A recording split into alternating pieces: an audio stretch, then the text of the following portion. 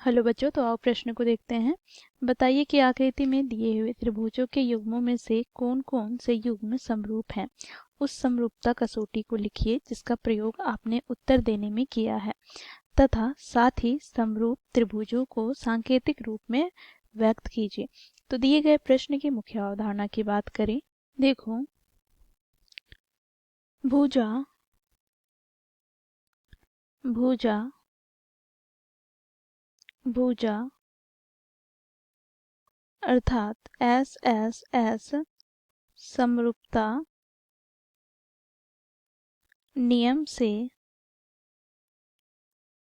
हम जानते हैं यदि दो त्रिभुजों के संगत भुजाएं समानुपाती हों तो त्रिभुज समरूप होते हैं। अर्थात बच्चों यहाँ पर हम देखें त्रिभुज ए पी सी तथा दूसरा त्रिभुज डी ई एफ को हमें समरूप सिद्ध करने हैं भुजा भुजा भुजा समरूपता नियम से।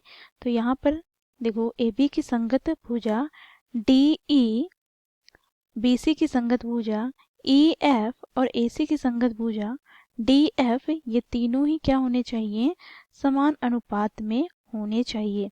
तो यहाँ से हम इसे लिखेंगे यदि दो त्रिभुजों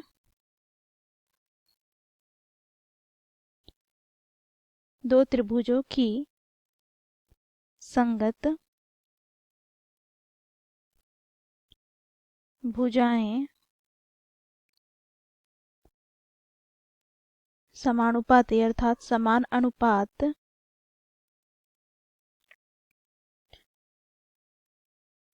हो तो त्रिभुज समरूप होते हैं।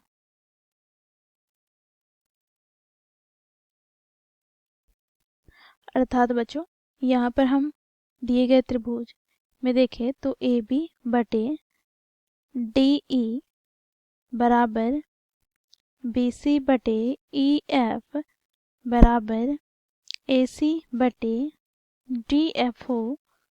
देखो यहाँ पर दोनों त्रिभुजों के संगत भुजाएं समान अनुपात में हैं तो ये त्रिभुज क्या होंगे, तो ये त्रिभुज समरूप होंगे। ठीक है,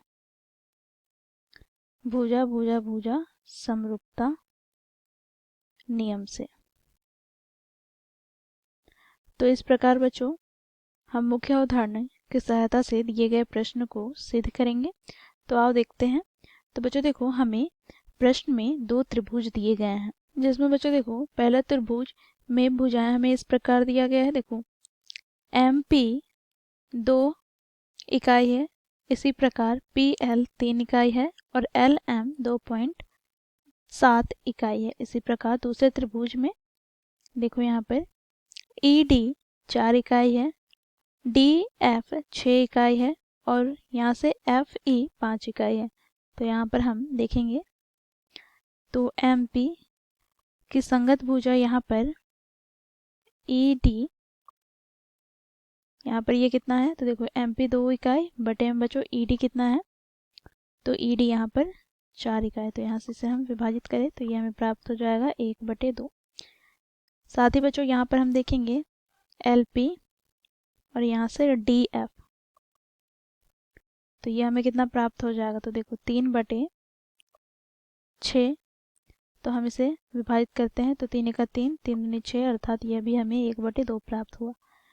परंतु बच्चों यहाँ पर हम बात करें एम एल के और यहाँ से देखो क्या है, तो एफ ई, तो ये हमें कितना प्राप्त हो जाएगा, तो 2.7 बटे यहाँ पर 5। ठीक है, तो यहाँ से बच्चों देखो हमें प्राप्त हो गया 27/50। तो यहाँ से हम देखें तो बच्चों क्योंकि हमें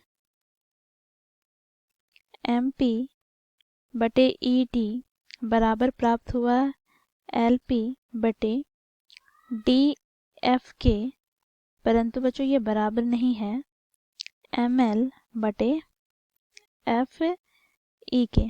ठीक है, तो बच्चों देखो दो संगत भुजाओं का अनुपात बराबर है, परंतु बच्चों अन्य तीसरे भुजा का अनुपात बराबर नहीं है इसके, तो यहाँ से हम कहेंगे कि त्रिभुज देखो एम पी एल तथा त्रिभुज ई डी एफ समरूप नहीं है।